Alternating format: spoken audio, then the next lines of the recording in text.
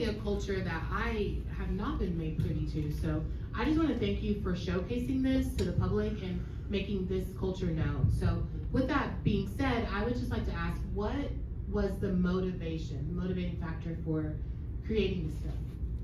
In like 2020, I would just go out there.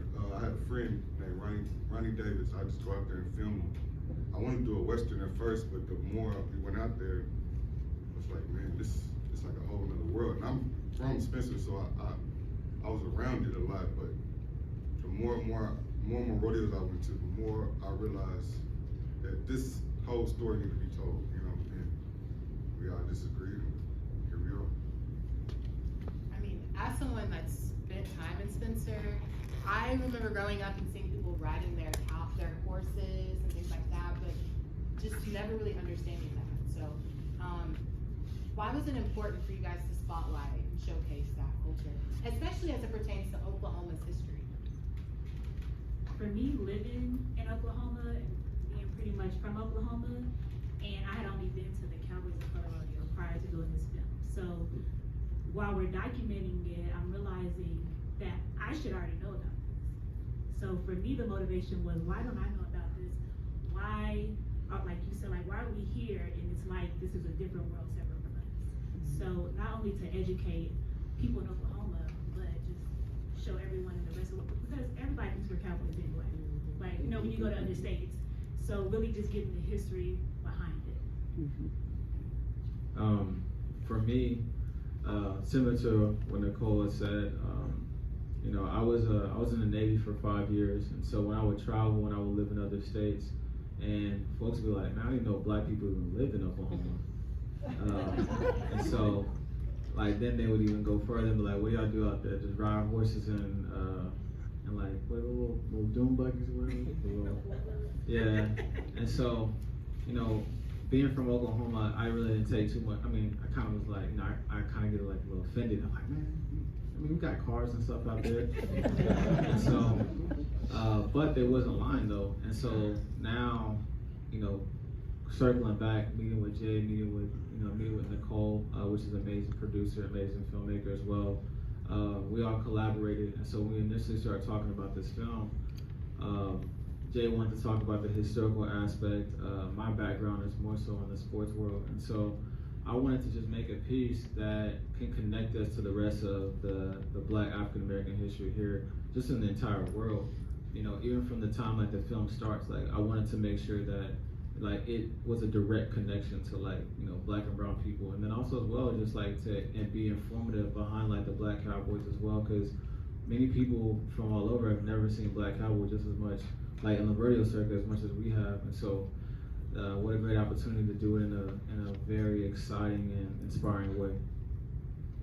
Yeah, I mean, so being from Oklahoma, we definitely hear these narratives about like you guys have dirt roads, only ride cowboys. So why was it important to kind of represent Oklahoma in a way that shows our technological advancements, but also kind of showcasing that there is this culture here beyond what others may know about, how cowboys and horses and all of those kind of coincide that make up Oklahoma's history beyond just this like reductive narrative.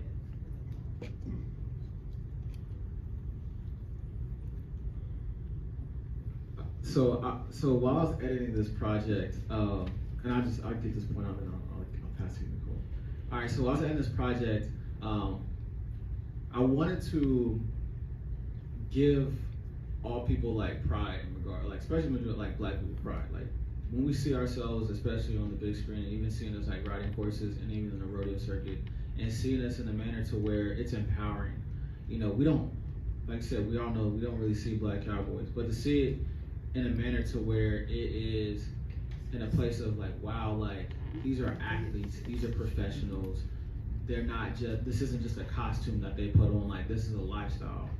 And so I wanted to make sure that I drove that point from the time that we started the film, and then by the time that, you know, the film ends, like it would inspire, you know, young kids that are from Oklahoma that would eventually want to ride horses, as well as, you know, just empower the community to keep going and eventually bring people that are outside of Oklahoma, awareness to it, to even like help continue to help it grow and keep it going, because this thing's been going around since the 1800s, you know. And so 2023, I mean, we got plenty of resources now to where we can continue to build it and then take it to a whole nother level that it's never been before.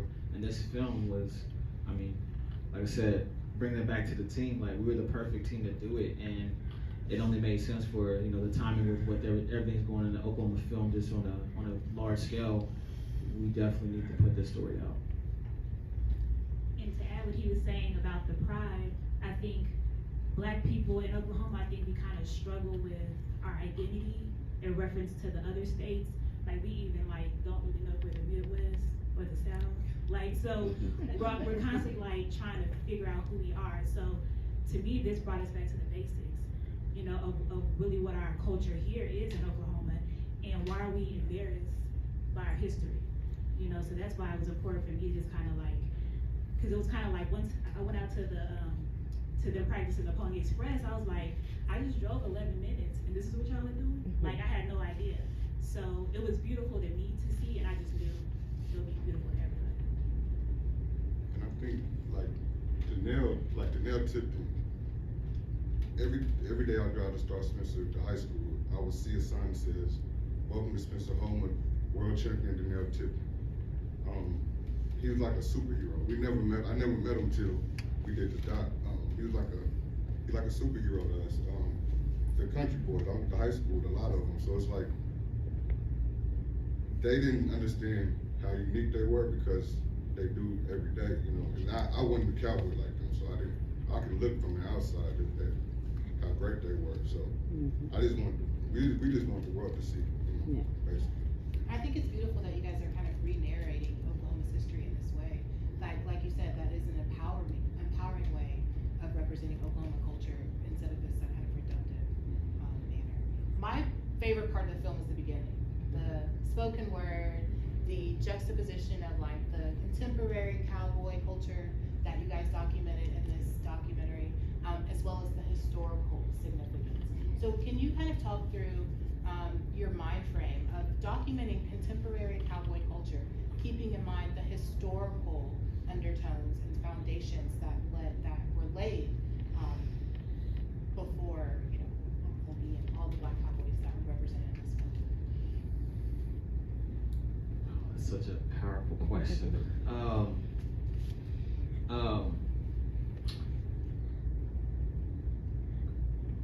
In regards to that, like just the the importance of, hold on, what was the question? So just how you kept your lens on as a filmmaker, as you're documenting this contemporary cowboy culture through black rodeos, how you kind of kept this historical lens on the significance of the historical foundation that was laid centuries ago. Boom. All right, I got it. So how I was able to do that is just going back to like, you know, we you know, in New York, you know, they got the Harlem Renaissance, like, you know, and in New Orleans they got jazz music. You know, Oklahoma, we really didn't have, like, what do we have, like, Black history? I mean, yes, we have Tulsa the Black Wall Street in Tulsa, but like the history here is super rich.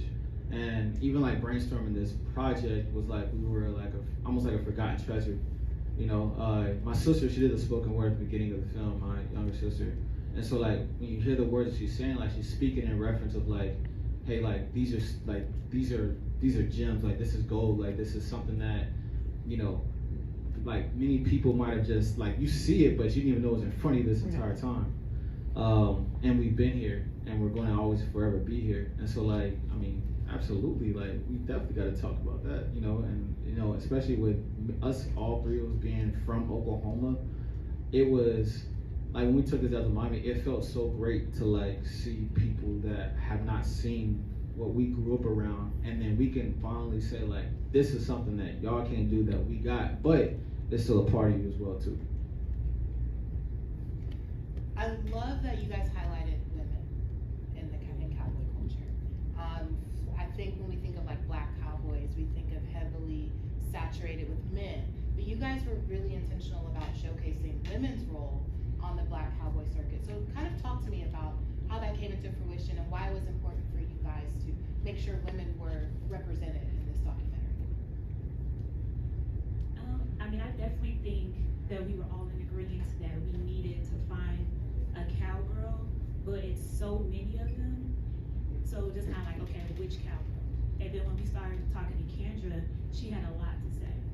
You know, her story with, you know, the horse coming back on her and her being pregnant and all that, and it just really like, just showed like just being a woman, just the stuff that we deal with as a woman. And then you put that on a horse, and then you put that in competition, you know, like just trying to like paint that picture of what that's like. So her story is very important, and we definitely want to dive more into the cowgirl story. You know what's funny though too? Like they actually like even the word cowboy, that actually like the women fall underneath that name as well too within their community. I don't know, everybody knew that, but I was so nervous, but even like trying to name this film because like we called it like at first we were gonna try like a slash like cowboy cowgirl, but we were actually I didn't know this until we started documenting this film, but like cowboy is like that's a term that all of them call themselves, even the female writers, they call themselves cowboys. So I just wanted to share that fun fact with you. And it's getting kind of, the sports are kind of integrated now too. Like there are more all women's Pony Express teams, and the guys are doing the barrel racing now. So it's like it's all even playground now. Like so, it's no separate. Yeah, and we're talking to the other. Was it Danelle? Oh, Tiffany. Yeah. She was talking like there's the Pony Express that you guys saw at the end of the film. So there's a female all women's team, and they were telling us like, and we haven't seen it yet. We will at the next order we go to, but the women's team is just as competitive as the men. Like they're not even like they're so good. Like they're not going to do like just the women's Pony Express. Like no, they're going to be able to compete against the men, and some of those girls like are riding better than the men are. So there's not really. So I want to say like they don't. It's not.